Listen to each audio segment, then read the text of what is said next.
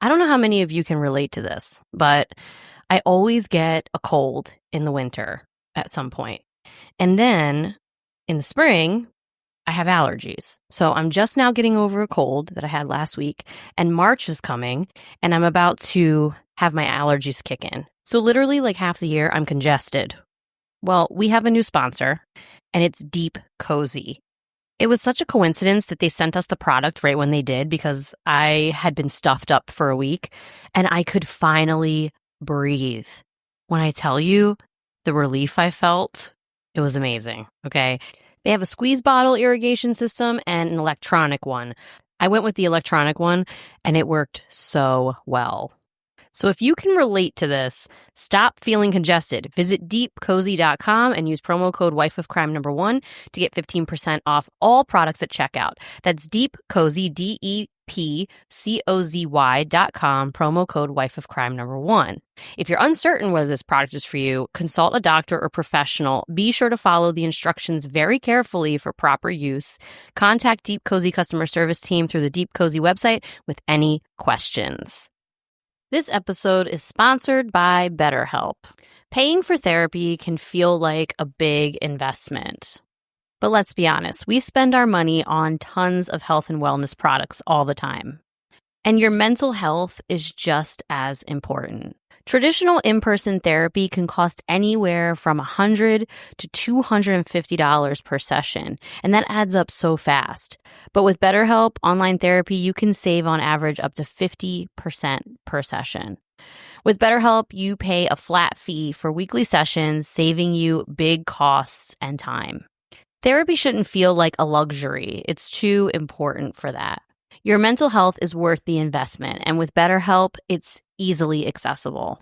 It's super convenient. You can join a session with the click of a button, so it fits right into your busy life. Plus, you can switch therapists at any time. So if you want to give therapy a try, head to betterhelp.com/wifeofcrime1. That's betterhelp.com/wifeofcrime1 to get 10% off your first month. This podcast is an unscripted, unedited conversation about true crime. We take the cases very seriously, but I don't take myself seriously at all, and neither should you. Welcome to Wife of Crime. So, Russ, we've had a few cases about vigilante justice. It's a pretty controversial topic, but when it comes to a parent's need to protect their child, a lot of times rational thinking just completely goes out the window. After a mother sat for 2 days and listened to the trial of her daughter's murderer, she just couldn't take it anymore and took matters into her own hands. This is the case of Marianne Bachmeier.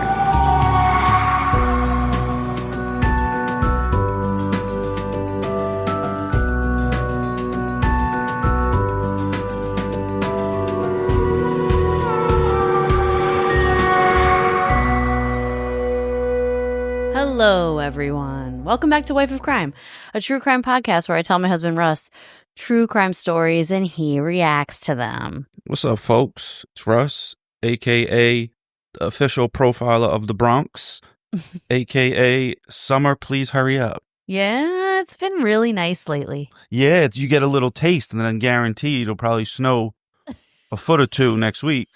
It's not going to snow anymore. It won't. It can't. I would die. I can't handle any more snow. As women would say, she probably would literally die. I would literally die. But you wouldn't. If it was 32 degrees, you'd probably put a coat on. I would. It's true. Literally. It's true. I do say literally a lot. Because you're a girl. Do all girls say literally a lot? Yeah, literally they do, but not in a literal sense. Like, that's literal, what I mean, but... It's like all women that, like we said last week, all women say obsessed. Yeah, women are literally obsessed with everything. And things will be very minor. It'll be like some socks you're wearing. I'm literally obsessed. Girl, I'm obsessed. God. So I have to make a... I guess, public apology on the internet? No. Yes. To who, me? To you. What'd you do? So I've been with Russ now for 15 years. We're going on 15 years this year. I think she reminds me every podcast. And for the last 15 years, I have been roasting him about the fact that he is so afraid of rats. Oh, yeah, that's right. Yeah. And this rat made you literally cry. Well, hold on. I got to tell the story. So I've been roasting him about rats because I think it's hilarious that he's so scared. And like literally when we would walk down the street in New York City and we would walk by a pile of trash, he would cross the street or like go really wide to get really far away from the trash because of all the rats and mice. But it makes sense. You used to make fun of me. Like sometimes you hear him go, what if they like run up your neck or something? And that's why I always made fun of you, because you always said, what if they run up your neck or something and bite you or run up your leg? And I was like, they're not going to run up your leg. But I would just walk like the furthest away part of the sidewalk that all the bags are lined up. So if you're not from New York, on the sidewalk, there'll be like 50 bags in a long pile. Yeah. And it's all food and stuff from the building. And you do hear the rats go, chicka.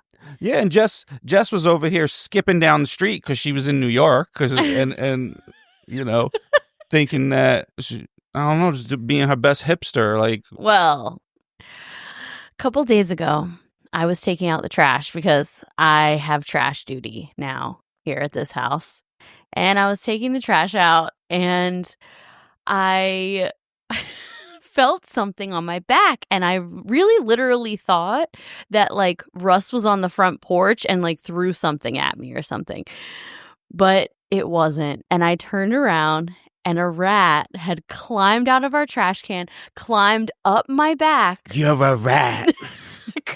Climbed up my back. R.I.P. Big Ange. R.I.P. Big Ange.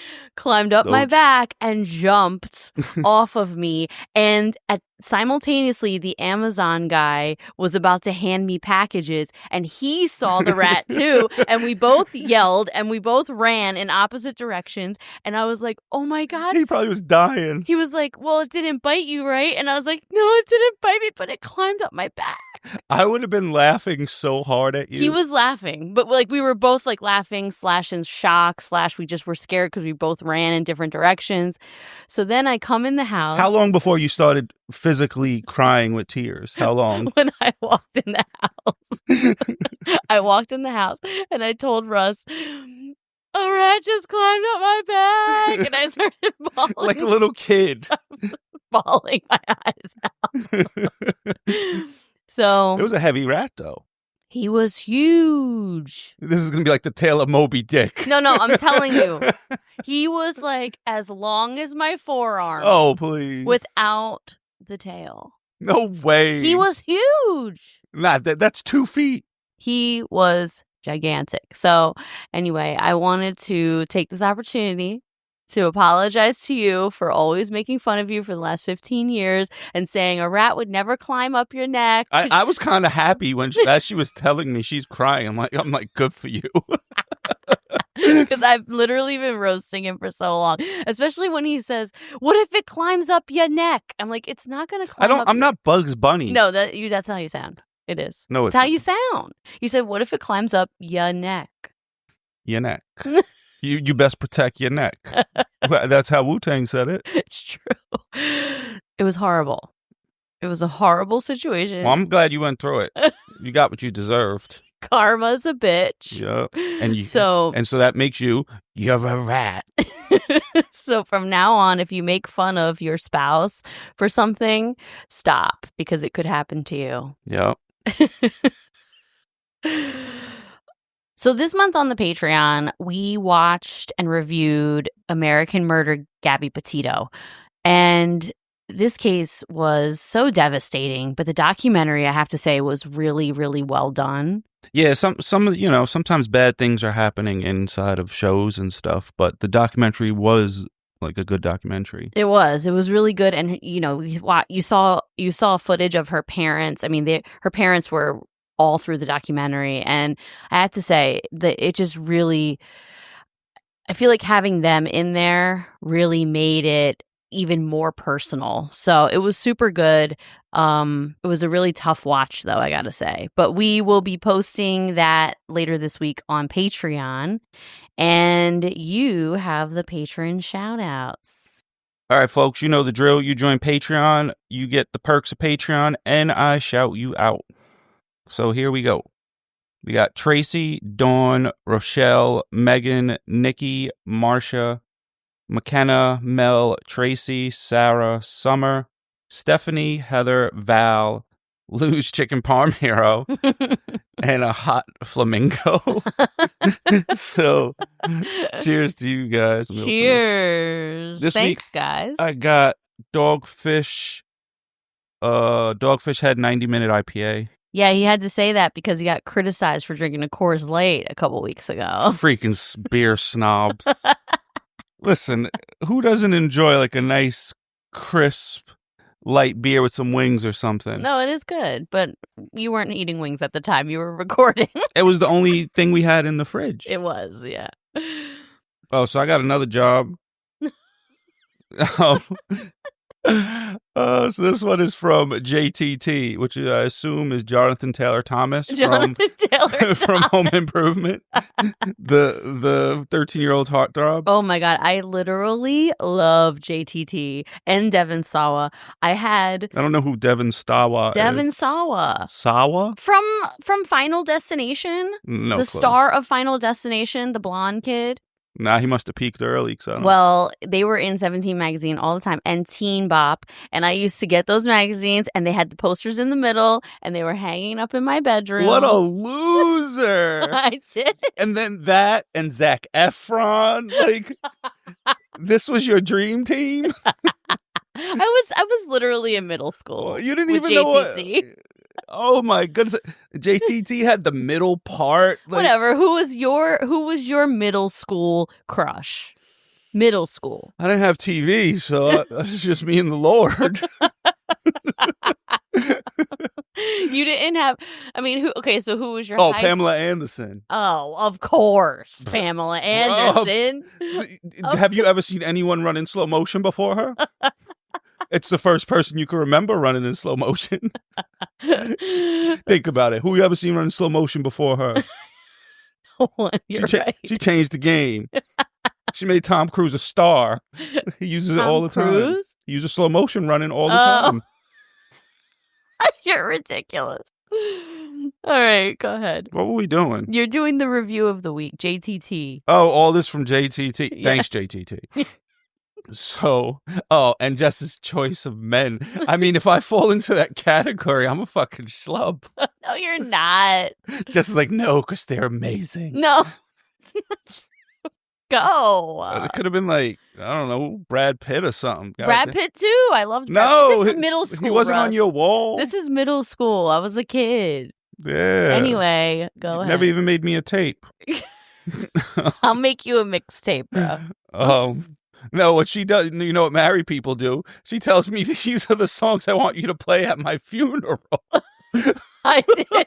Those are the songs she puts me on to. I do tell him that. She's when I fucking die, weird. I want you to play this playlist I made. It's called my life soundtrack. And it's going to be every single song she's ever heard. All right, JTT.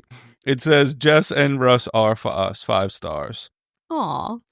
Who would have thought that a true crime podcast could make me laugh out loud? At first, listening to Wife of Crime, it took me a little getting used to the banter and the beginning, and I was like, get to the crime! But within no time, I fell in love with Jess and Russ and their very different commentaries. Russ, I love your confidence, #best profiler. And Jess, I love your analytical mind and ability to keep Russ on task. Squirrel! WOC is the only podcast I listen to on a weekly basis. #top spot, #vote for us, he's for us, #2025 Wife of Crime. Oh, I love that one. Yeah, so shout out to you, JTT. Hopefully you didn't peak in the 90s. You know what, though? I think a lot of people have to get used to our banter in the beginning. And then, I mean, some people just love it automatically because they love banter. But some people in true crime, you know, who like true crime podcasts, they prefer the story. You got to go to Dateline. So I think it takes a second to get used to our banter, but we grow on them. Well, you do. I wouldn't be here if I wasn't allowed to have fun. True. Jess is just like most wives, the fun police. So I am not. Yeah, when we first started, she would say, "Don't open that beer."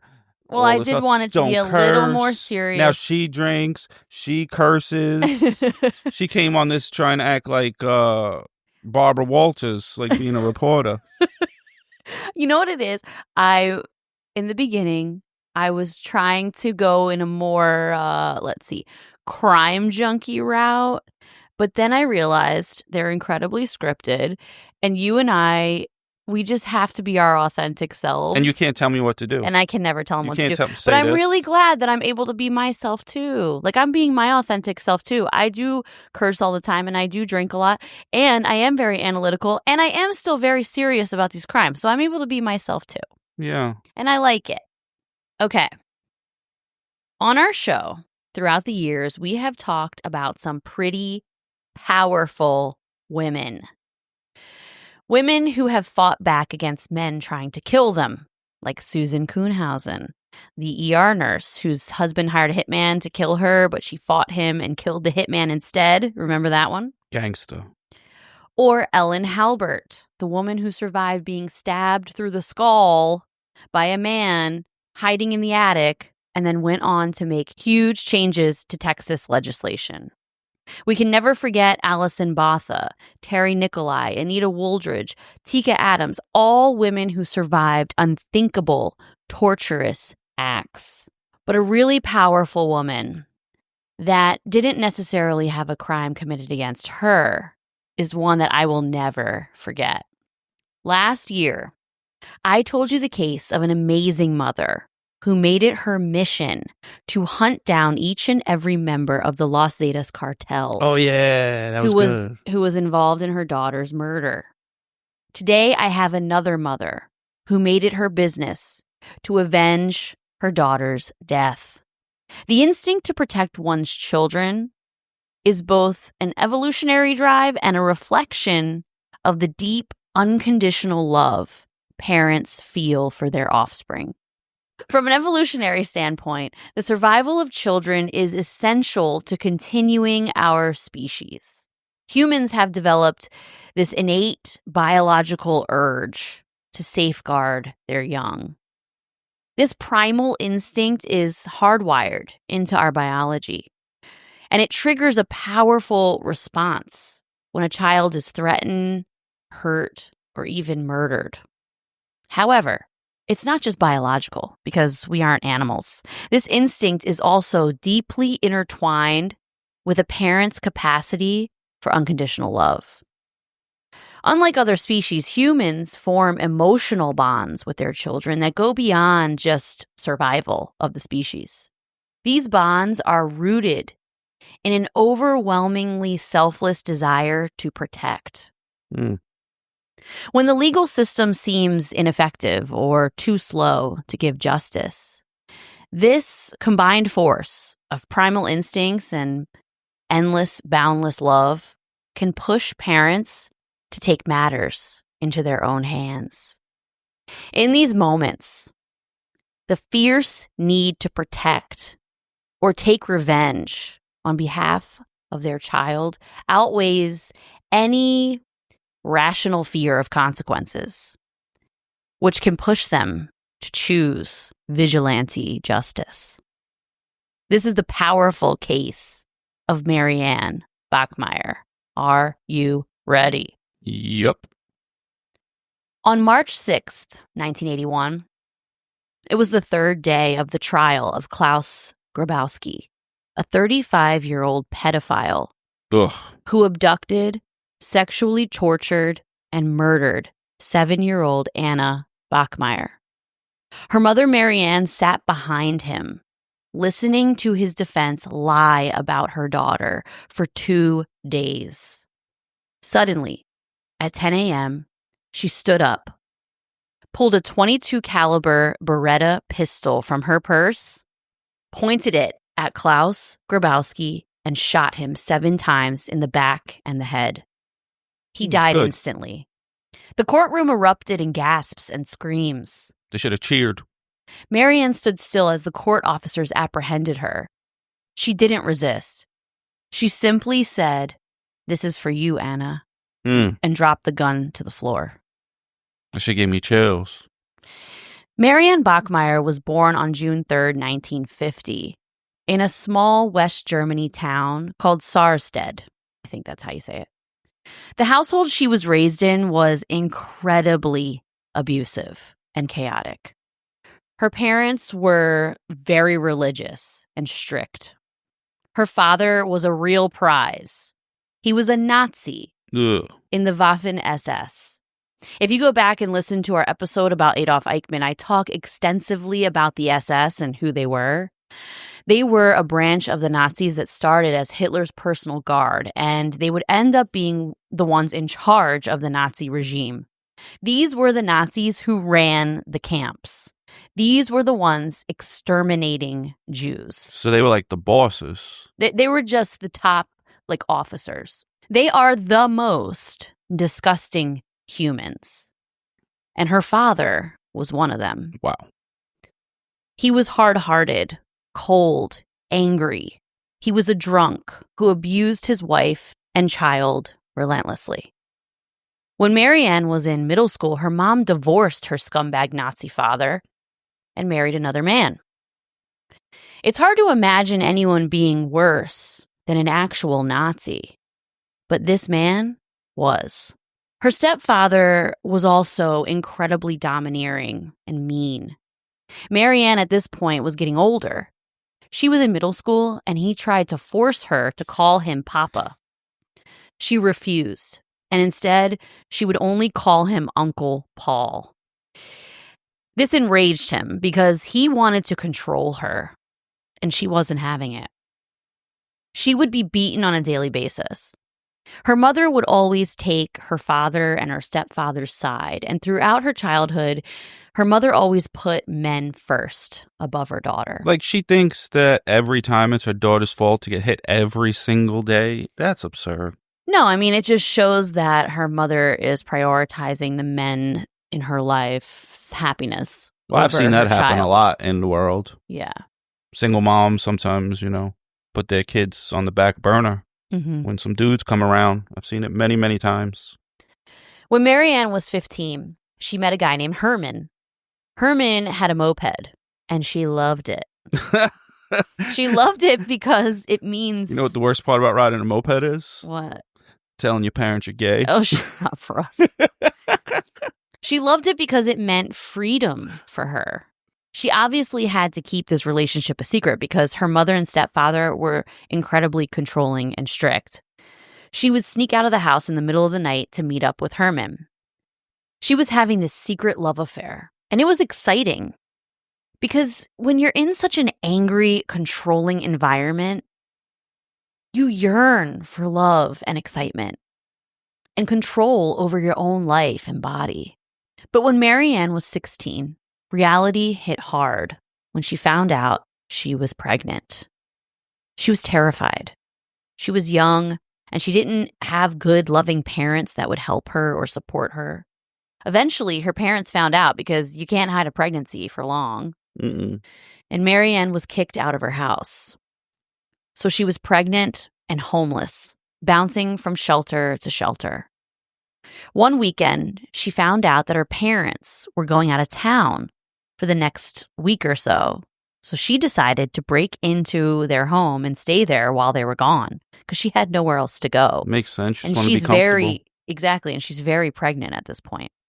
Over the course of the next few days, one of the neighbors started watching her come and go from the house. Late one night, while Marianne was asleep, he broke into the house. He woke her up with a gun pointed in her face.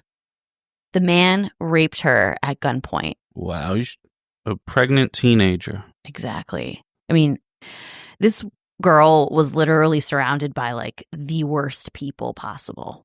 He told her, if you tell anyone, I will kill you.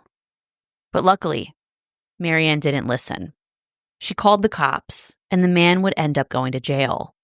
She was still homeless, and she gave birth to her child, but because she was so young, had no support and nowhere to turn, she made the agonizing decision to put the baby up for adoption. She didn't want to raise a child in an unstable and toxic environment. And she hoped this child would have a good life, full of love from adoptive parents. So after she put the baby up for adoption, she moved back into her parents' home and finished high school. Wow, so the parents took her back when she didn't have the baby, but they didn't want the baby, so they made her leave. Yes. That's crazy. I know. And, you know, a lot of this is the 50s, right? So unfortunately, a lot of teen mothers back then would be sent away to these homes for teen mothers. They would be pregnant there, and it was pretty much just to hide them while they were pregnant, and then they would give birth, and then they put the baby up for adoption, and then they'd come back to their house. Wow. This was regular practice. They're just trying to keep a good reputation or something. It seems like it's all for appearances. This happened all the time back then. After high school, she left her parents' home and got a job bartending at a bar called Tipasa. It was kind of a dive bar. What a bad name. Yeah, I mean, well, this is Germany. Don't forget. So maybe that means maybe it means something cool in German. Yeah, drinks. It was kind of a dive bar, but she got an apartment above the bar, and she was actually really happy. She was away from her awful mother and stepfather. And just having a place to sleep and call your own, that's amazing. Yeah. You feel safe. Exactly. She felt safe. She was taking care of herself. She had a job. And she was actually really, really happy. She was working and making money, living on her own. We know because we were bartenders for years. In a bar that has a lot of regulars, you end up building a network of people who look out for each other. Yeah. It just kind of comes with the territory. Regulars at the bar, they all start to become friends, and then everybody kind of just looks out for each other. It becomes a friend group. It does. It's like Cheers. Seriously. In a bar with a lot of regulars, that's exactly how it is. Yep. And then sometimes you're annoyed to see them, but you still still talk to them and everything. Fun fact, everyone. Russ, I bartended with Russ for a very long time. I mean, probably 10 years. Maybe the first 5 to 10 years of our relationship, we bartended. And he was an awesome bartender. The reason he was awesome, not because he made good drinks, because his drinks actually sucked, but... Well, drinks that take a long time to make, I would make them bad on purpose so someone doesn't ask for another one. He literally would. I'm I ain't making that shit good.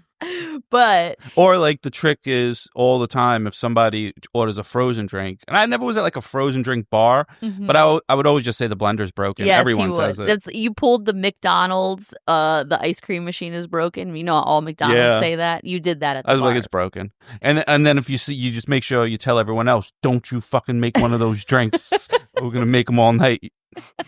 So Russ was a really great bartender with the crowd. Everyone loved Russ, and literally it's because he just made fun of everyone. He gave everyone ridiculous nicknames. He made fun of everybody, and he would have a crowd at the end of the bar just hanging out with him. Remember we made the bet with someone, and if the loser had to shave their eyebrow off? Yes. And we made it was something I absolutely knew. It was this house is right here or whatever. And we went there and with all the regulars, and he had to shave off his left eyebrow. He would do things like this all the time in bars.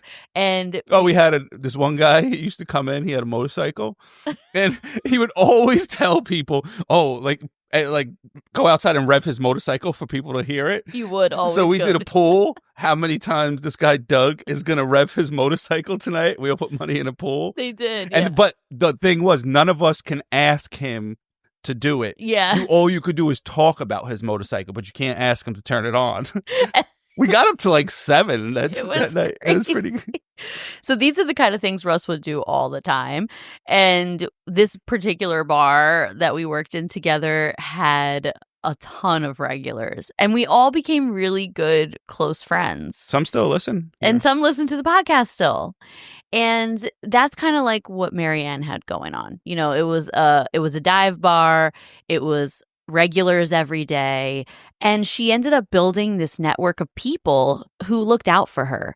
For the first time in her life, she formed strong friendships, and these people really cared about her. She began dating the bar manager. which isn't a surprise. I feel like bar managers date bartenders all the time. Well, or servers. It's like dating a coworker, same thing. It is. His name was Christian. And after a little while, she was pregnant again. Damn, girl. But this time, Pull-out game's weak on that side. But this time it was different. She had a job, a home, a support system. She had friends. She wasn't homeless doing it by herself. So when she was 22 years old, she gave birth to her daughter, Anna. Well, that's not that young.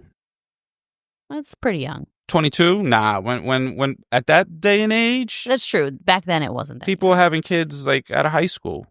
Now, she didn't make a ton of money at the bar because, like I said, it was kind of a cheap dive bar, so she couldn't afford childcare. Marianne would end up bringing Anna to work with her for her shifts, and over the course of the next few years, Anna would pretty much be raised in the bar. She's going to have a deep voice because back then a lot of cigarette smoke was in the bars.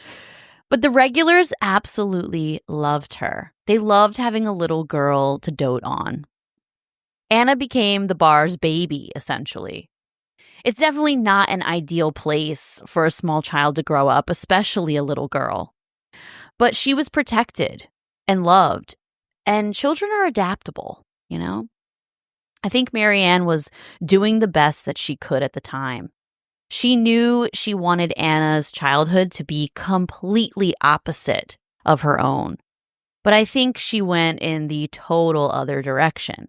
She gave Anna so much freedom that I almost think she didn't realize sometimes how young her daughter really was. Marianne worked the night shift at the bar, so she would work all night and sleep all day. And Anna would be upstairs in the apartment sleeping during the night and wake up in the morning and get herself ready for school. By the time Anna was 7 years old, she was getting herself up, getting herself breakfast, and walking to school on her own while her mom slept during the day so she could go back and work another night shift. What a responsible child. If you gave me a chance to not wake up and go to school as a kid, I would have went to school a total of 0 days. I know. She was a really responsible kid, very mature, but it shows that, she was around adults her entire childhood up until she was 7. It shows the difference between boys and girls because had she had a son, that son wouldn't have went to school. Yeah, girls are definitely just innately more mature. Again, this is not ideal, but as a single mom, this is what Marianne was doing at the time to raise her daughter. And I think because Anna grew up in the bar, she was very mature for her age. She acted a lot older than a typical 7-year-old kid. I've said it before and I will say it again. Via Hemp is our favorite edible company, okay? We've been using them now for probably 6 months, and they have been a game changer. You know, your boy Russ, he used to get randomly drug tested before his accident, and he never took edibles, ever.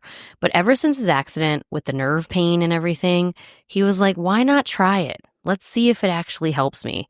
So now he takes one every night to go to bed, and he sleeps through the night. It's been awesome for him. And as I've told you guys before, I literally can never relax, ever. And their CBD gummies really help me calm down. We are so incredibly happy with this company, and we plan on keeping this relationship with them as long as we possibly can. So if you are 21 and up, head over to viahemp.com. That's viahemp.com/wifeofcrime1 to get 15% off your first order. That's viahemp.com/wifeofcrime1. I'm always looking for ways to make drinking water easier. There's an ongoing joke between me and Russ that for the first few years of our relationship, he literally never saw me drink water. I'm just one of those people that water is not my first choice, but it needs to be. It's so important for our bodies. If you're like me, then you probably don't trust your tap water. Having safe, clean water is the last thing you want to worry about. But unfortunately, according to extensive research by the Environmental Working Group, 3 out of 4 homes in America have harmful contaminants in its tap water. That's why you've got to check out AquaTrue. The AquaTrue water purifier uses a 4-stage purification process, and their countertop purifiers work with no installation or plumbing. Their purifiers are affordable and long-lasting. You don't have to change the filters every 2 to 3 months. Their filters actually last 6 months to 2 years. I can definitely taste the difference compared to my old water purifier. Plus, it was shipped right to my house and super easy to set up. AquaTrue comes with a 30-day money-back guarantee. Today, our listeners receive 20% off any AquaTrue purifier. Just go to aquatrue.com, that's AQUATRU.com, and enter code WIFEOFCRIME1 at checkout.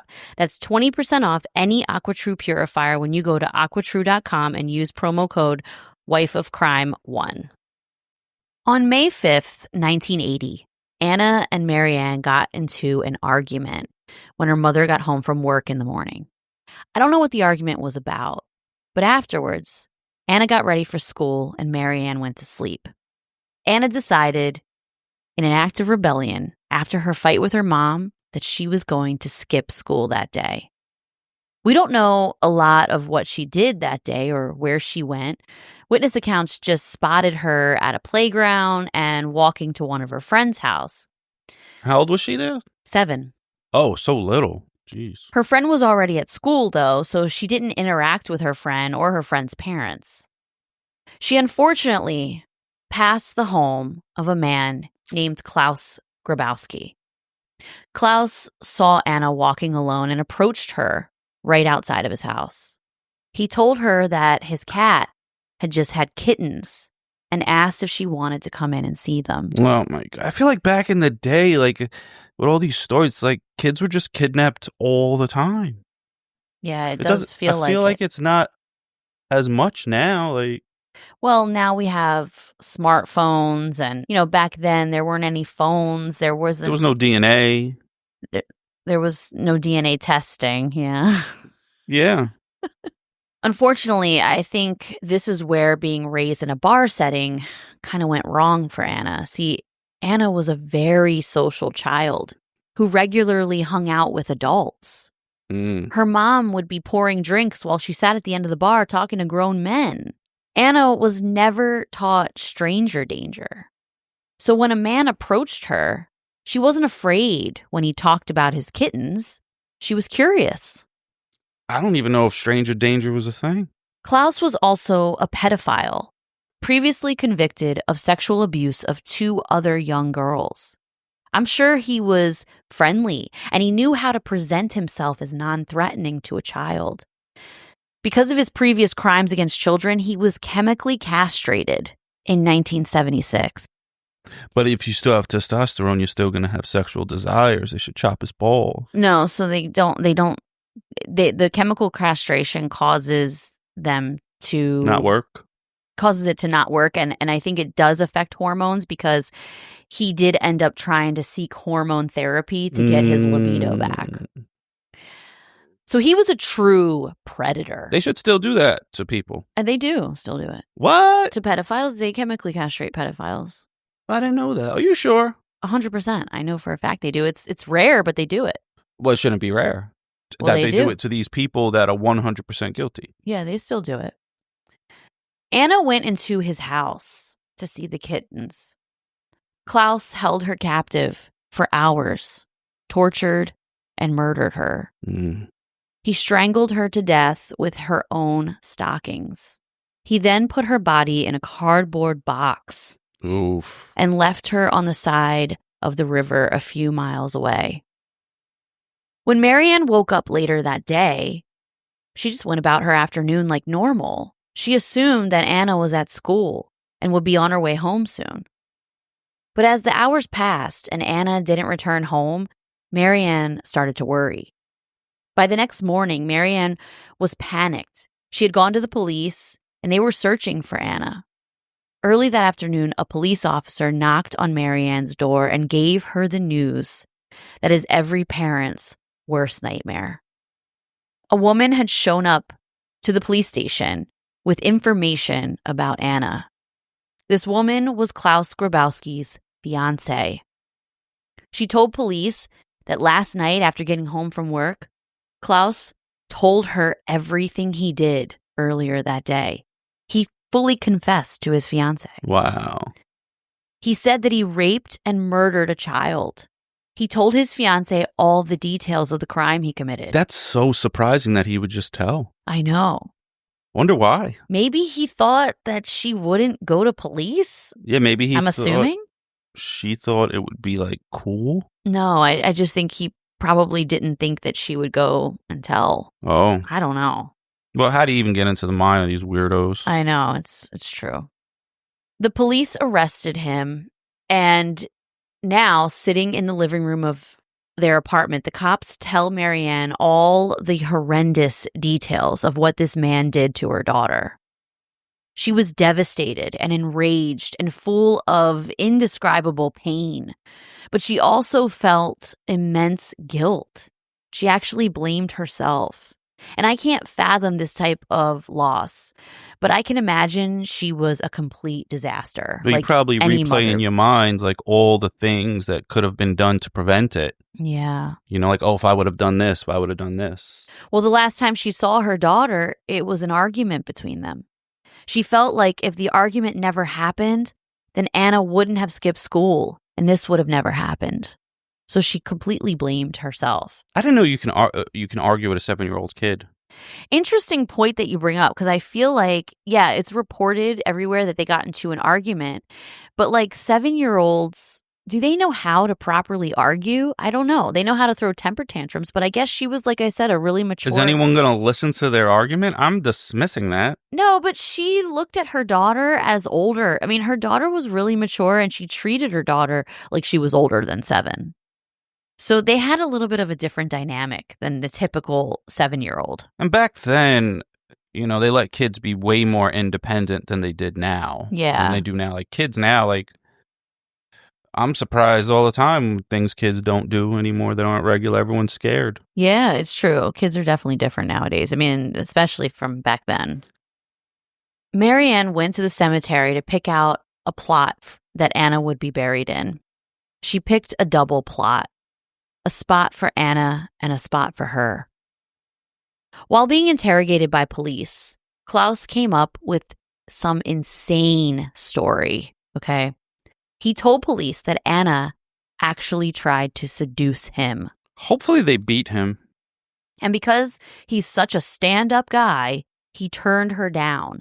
And when he did, she said she was going to tell her mother that he touched her, so he murdered her because he didn't want to go back to jail. So he literally said that this 7-year-old little girl seduced him and then blackmailed him. I don't even want to talk about it. I know. It's very infuriating. Like, the audacity for him to even say that out loud. But even me telling you right now, it's infuriating. Well, back in the day, there were no cameras. So hopefully the cops banged his face on the desk or something after he said that dumb shit.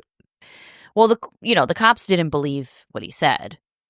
When Marianne found out that he has sexually abused 2 other children prior to this and was chemically castrated because of being a pedophile, she was so angry at the system that he would just be free to like interact with children.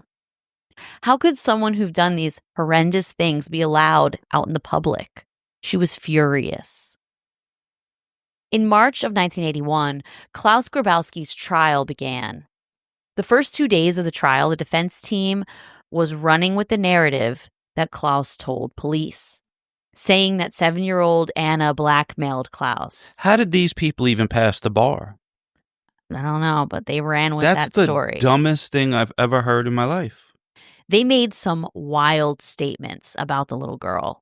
They also targeted Marianne and tried to make her look like a bad mother for raising her daughter in the bar environment, pretty much alluding to the fact that since she grew up in this dive bar with some shady characters, she had to learn about blackmail from them, almost trying to make it seem like Anna was taking on a lot of adult behaviors because of the people she was surrounded by, completely downplaying the fact that she was only 7 years old.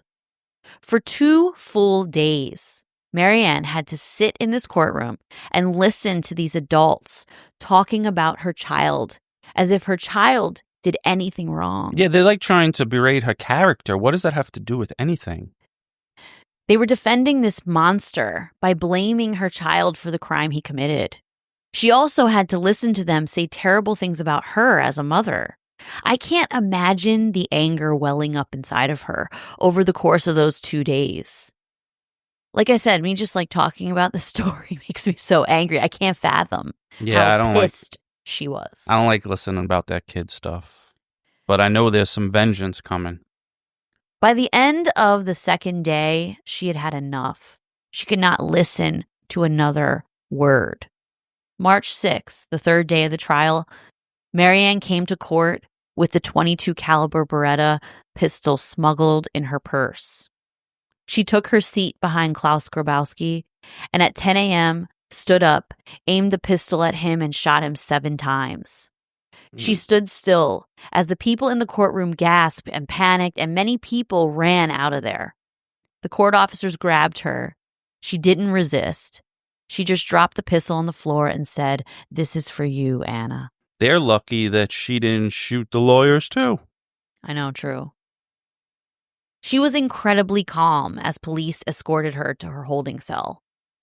During her police interview, she told them that she got this gun from someone at the bar, but she wouldn't name the person and never did. Respect. She said that she originally got the gun for self-defense because after this happened to her daughter, she became increasingly more paranoid, especially since Klaus was running his mouth and now there were rumors going around about her. She told cops that she got the gun with no intention of killing Klaus. But after the first 2 days of the trial and listening to his defense tell all of these lies, she was so full of anger that she decided that morning to kill him.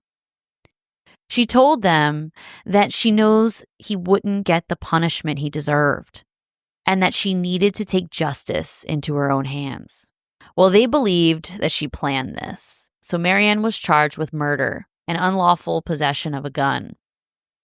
While in jail, she received a huge outpouring of support from a lot of the public. Free this woman. But there were many who criticized her parenting, and people didn't want to condone vigilante justice. I want to condone it. Obviously the kid wasn't brought up in the best way, but the mom was probably doing the best she could think of. Yeah, she was doing the best she could. But that everyone would know that it's not the best place for a child to be as a bar. Oh, yeah, of course. After a few months and the media getting involved, it came out that her father was a Nazi. And this really shifted a lot of the public opinion around her. A lot of her supporters turned their backs on her when this information was released. Because at this time, this is post-World War II. Oh, it just happened. Germany is like really trying to get away from, they want to steer clear of they're ashamed of Nazis at this point. And so a lot of public opinion was shifted when they found out that her father was one of them.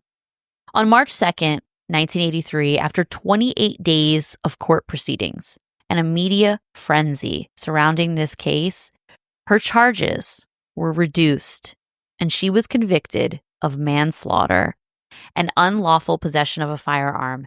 She was sentenced to 6 years in prison, but only actually served 3. All right, 3, but I think that was good. 3 was good. It's at least she gets to get out, and she didn't spend her whole life there. But I wish she would have got out and got off on insanity, because what could drive you more crazy than something happening to your child? But if she got off on insanity, Russ, she wouldn't get off on insanity. What would happen was she would end up in a mental hospital. Oh, she would plead insanity, so it's not good. Oh. All right, well, that point was stupid then. Marianne would eventually move to Sicily and became an aide for hospice patients. While living in Sicily, she was diagnosed with pancreatic cancer and moved back to Germany. She died at age 46. Damn. And was buried in the double plot with her daughter, Anna. In 2006, a German film company made a documentary about the case. A former friend of Marianne and a regular at the bar said she got the gun from a bar patron right after learning of the details of Anna's murder. And her and this person practiced shooting Wow. in the basement of the bar. So this definitely was premeditated. I don't care if it was premeditated or not. No, I don't either. It's just, it came out after she passed away that this was definitely premeditated. Well, at least they wasn't snitching when she was alive. Exactly. And she was never remorseful for this. Good. This case and the case we covered last year about Jody Pluchet, remember that one, his dad murdered his karate teacher after he found out that he'd been molesting him for years? Oh, yeah, he shot him. Yep. Yep. And you see the shot. They have a whole thing of it. They have the video, yeah. It makes me really think hard about where I stand. And as usual, I go back and forth on this one. When a parent takes the life of their child's killer, it feels instinctively satisfying. Feels good. At first, it's easy to sympathize with the overwhelming grief and rage that a parent feels, wanting to deliver their own form of justice when they believe the legal system has failed them. It's understandable to want retribution, to see the person responsible for such an unspeakable act face punishment. However, the problem with taking the law into our own hands is that it sets a dangerous precedent. Once we justify personal revenge in one case, it becomes hard to deny it in others. What happens when the next person, fueled by their own version of justice, decides their pain warrants the same action? Where does it end? Well, that's why we have laws, but the law doesn't allow any of it. But on the other hand, the system is deeply flawed, slow, biased. Sometimes rigged. Yeah, sometimes rigged. Because sometimes it depends on how much money you have, whether you're going to get off or not. Yeah. Which lawyer you're going to get. 100%. And it's sometimes indifferent to the suffering of victims and their families. In many cases, criminals slip through the cracks. They get lighter sentences, or they don't get charged or convicted altogether. In a world where laws are often bent in favor of the guilty, vigilante justice does offer a sense of immediate retribution that the courts can't always provide. So in the end, it's kind of a slippery slope. It can be dangerous. But if I was in Marianne Bachmeier's shoes, I'd happily kill that man, no matter what the consequences were. Me too. And that is the case of Marianne Bachmeier. And what's Marianne up to these days? Russ, she died. I told you. Oh, yeah. She died of cancer. That's embarrassing. Yeah. It's pretty funny, though. I got to leave that out. I don't mind looking dumb. You are dumb. No. That was really stupid. Did you listen to the I remember story? but after I said it, I remember she bought the double plot and she got buried with her daughter. After I said it, it was too late. You immediately regretted it. Yeah, I wanted to be like that baby. You ever see that baby that's running and then turn around and crept back like towards our direction? Yeah. I felt like that. I'm like, oh shit! They're gonna. I've been outed. I can't believe that you like barely listened to what I said. No, but how about this? This is the first time I remembered that I didn't remember. True. So usually I'm asking these questions legitimately wanting to know. I feel like this story would resonate with you because you are somebody who appreciates vigilante justice at the right time. Yeah, because people should get what they deserve, and if the family wants to do it, I don't think there's nothing wrong with that. But, obviously there's laws, so you can't or you shouldn't. And like I said, it's a slippery slope. Like one person... I won't slide right down that slope. Oh, no, but I mean, I agree. If I was, like I said, if I was in her shoes, I would have happily murdered this dude. I would have talked mad shit over his dead body, too. But I would have spit on it. But she was emotionally exhausted. There was a movie made about this case, and the woman who played her, they tried to reenact it as accurate as possible based on what witnesses said in the courtroom. And she literally shot the man, and then she just her shoulders like slumped and she just stood there staring at him. Like she was just emotionally exhausted. It was out of anger, but it was also just like, I can't explain it. Well, she was thinking about doing this for a long time. You're obviously nervous, or there's whatever the feelings are. You're having crazy emotions. Yeah, it's a lot of emotion at once. It was releasing a lot of tension. It was, yeah. But yeah, I'd happily kill somebody who did that to my child. But at the same time, it is a slippery slope, and we have to remember that like it just can't be something that we allow. But I do think that her getting a 6-year sentence and only serving 3 years, I think that was good. Yeah, seems fairish. I'm interested to hear what our listeners think of this case. I bet more people will think like let her go than will think like she deserved to go to jail. I mean, we have a lot of moms. I mean, yeah. Pretty much almost all of our listeners are moms. I would say like at least 75%. Shout out to the mom squads trying to keep them kids quiet so you could listen. Shout out that, to kids? Shut up. We love our mom listeners. I mean, this episode is definitely dedicated to you guys. It should have been the Mother's Day episode.